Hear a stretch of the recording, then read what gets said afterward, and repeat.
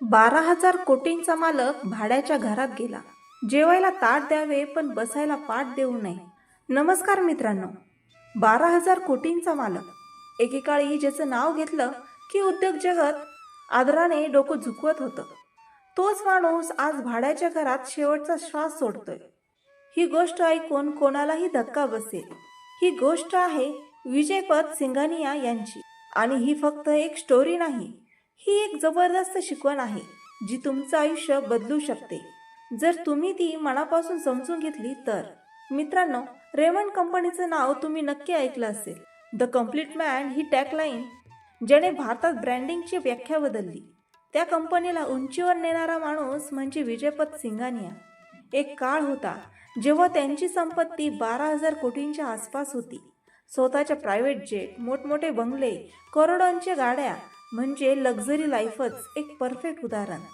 पण आयुष्य एका क्षणात कसं बदलू शकतं याचं जिवंत उदाहरण म्हणजे ही स्टोरी. विजयपत सिंघानिया यांनी आयुष्यभर कष्ट करून रेमंडला आकाशात नेलं. त्यांनी त्यांच्या मुलावर गौतम सिंघानिया यांच्यावर प्रचंड विश्वास ठेवला.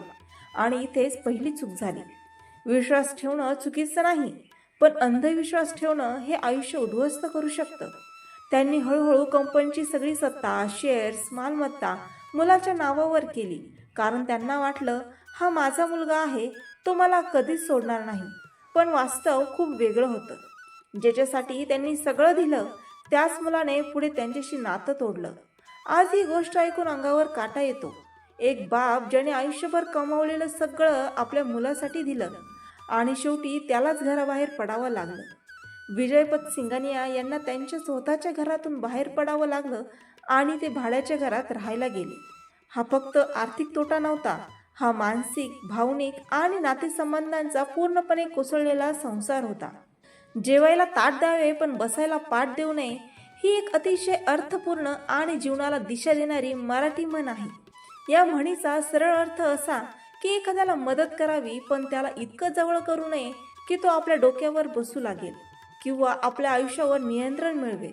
म्हणजेच मदत करताना मर्यादा पाळणे खूप आवश्यक आहे. आपल्या समाजात अनेकदा आपण पाहतो की काही लोक मनाने खूप चांगले असतात. ते दुसऱ्यांसाठी काहीही करायला तयार असतात. कोणाला जेवण देणं, मदत करणं, साथ देणं हे सगळं ते मनापासून करतात. पण काही वेळा हाच चांगुलपणा त्यांच्या विरोधात जातो. कारण काही लोक त्या चांगुलपणाचा गैरफायदा घेतात. म्हणूनच ही म्हण आपल्याला शिकवते की दयाळू व्हा पण अति साधेपणा दाखवू नका. जेवायला ताट द्यावे म्हणजे मदत करावी, सहकार्य करावे, दुसऱ्याच्या गरजेला प्रतिसाद द्यावा.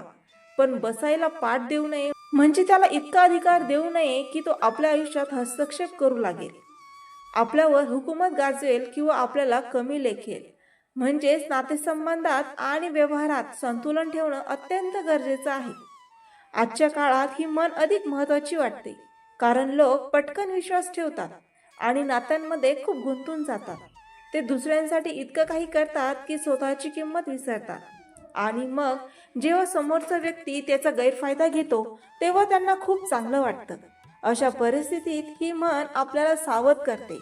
याचा अर्थ असा नाही की आपण कोणावर विश्वास ठेवू नये किंवा कोणाला मदत करू नये. पण मदत करताना विवेक वापरणं गरजेचं आहे. प्रत्येकाला आपल्या आयुष्यात एक मर्यादा असते आणि त्या मर्यादेचं भान ठेवणं खूप महत्त्वाचं आहे. कारण जेव्हा आपण स्वतःची मर्यादा विसरतो तेव्हा लोक आपल्याला गृहीत धरायला लागतात. ही म्हण आपल्याला सेल्फ रिस्पेक्ट म्हणजेच आत्मसन्मानाची जाणीव करून देते.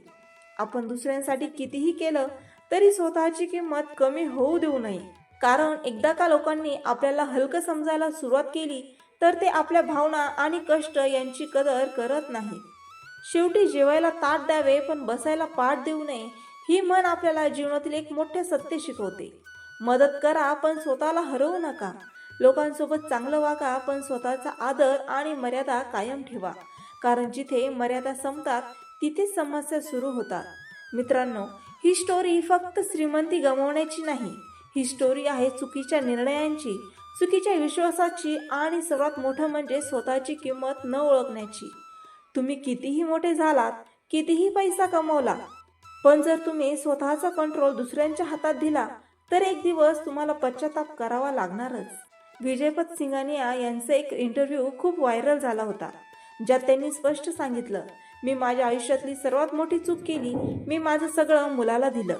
मित्रांनो, हे वाक्य ऐकताना मन हलतं, कारण हा अनुभव आहे, ही शिकवण आहे जी आपल्याला वेळेआधी समजली तर आयुष्य वाचू शकतं. तुम्ही आयुष्यात कितीही चांगले असाल, कितीही लोकांसाठी केलं तरी एक गोष्ट लक्षात ठेवा, कोणीही कायमचं तुमचं नसतं.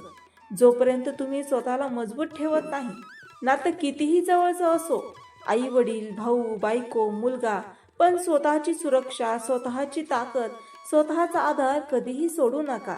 ही स्टोरी आपल्याला शिकवते की इमोशनल डिसिजन म्हणजेच आयुष्याचं डिस्ट्रक्शन. जेव्हा तुम्ही भावनेत येऊन निर्णय घेता तेव्हा तुम्ही लॉजिक विसरता, आणि जेव्हा लॉजिक विसरता तेव्हा आयुष्य तुमच्याकडून सगळं काढून घेतं.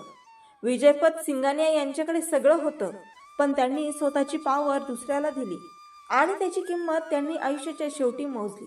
आज ते भाड्याच्या घरात गेले आणि हा प्रश्न प्रत्येकाच्या मनात येतो, इतका मोठा माणूस इथपर्यंत कसा आला? उत्तर सोपं आहे, चुकीचा विश्वास. मित्रांनो, आयुष्यात दोन गोष्टी कधीही गमावू नका, तुमची सेल्फ रिस्पेक्ट आणि तुमचा कंट्रोल. पैसा गेला तरी चालेल, पण कंट्रोल गेला तर सगळं संपतं. आणि हीच चूक अनेक लोक करतात, ते दुसऱ्यांसाठी इतकं देतात की स्वतःकडे काहीच उरत नाही. ही स्टोरी तुम्हाला घाबरवण्यासाठी नाही, ही स्टोरी तुम्हाला जागं करण्यासाठी आहे, कारण आज तुम्ही जिथे आहात तिथून पुढे तुम्ही काय निर्णय घेणार हे तुमचं भविष्य ठरवणार आहे. जर तुम्ही कोणावर विश्वास ठेवत असाल, ठेवा, पण स्वतःचा बॅकअप ठेवा. जर तुम्ही कोणासाठी सॅक्रिफाईस करत असाल तर करा, पण स्वतःला संपवू नका, कारण शेवटी जेव्हा सगळे सोडून जातात तेव्हा तुम्हालाच स्वतःला उभं करावं लागतं. विजयपत सिंघानिया यांची स्टोरी आपल्याला एकच गोष्ट शिकवते, जगात सगळं टेम्पररी आहे, पण तुमची ताकद परमनंट असली पाहिजे. तुमच्याकडे पैसा असो किंवा नसो, पण तुमच्याकडे डिसिजन पॉवर, कंट्रोल आणि सेल्फ रिस्पेक्ट असलीच पाहिजे. आजपासून एक गोष्ट ठरवा, मी कोणासाठीही माझं फ्युचर कॉम्प्रोमाइज करणार नाही. तुम्ही लोकांसाठी चांगलं करा, पण स्वतःसाठी स्ट्रॉंग राहा, कारण जगात वीक लोकांना कोणी विचारत नाही आणि स्ट्रॉंग लोकांना कोणी डिस्टर्ब करू शकत नाही. ही स्टोरी संपते इथे, पण तिची शिकवण तुमच्या आयुष्यात सुरू झाली पाहिजे. आज तुम्ही जे वाचलं ते फक्त स्टोरी म्हणून विसरू नका, ते तुमच्या डिसिजनमध्ये आणा, तुमच्या विचारात आणा आणि तुमच्या आयुष्याला एक नवीन डायरेक्शन द्या. कारण शेवटी एकच सत्य आहे, ज्यांनी स्वतःला सांभाळलं तोच आयुष्यात टिकला. तर मित्रांनो, आशा आहे तुम्हाला हे विचार आवडले असेल. असे सकारात्मक विचार ऐकण्यासाठी माझ्या चॅनलला लाईक, शेअर आणि सबस्क्राईब करायला विसरू नका. पुन्हा भेटूया नवीन विचारांसह. तोपर्यंत धन्यवाद.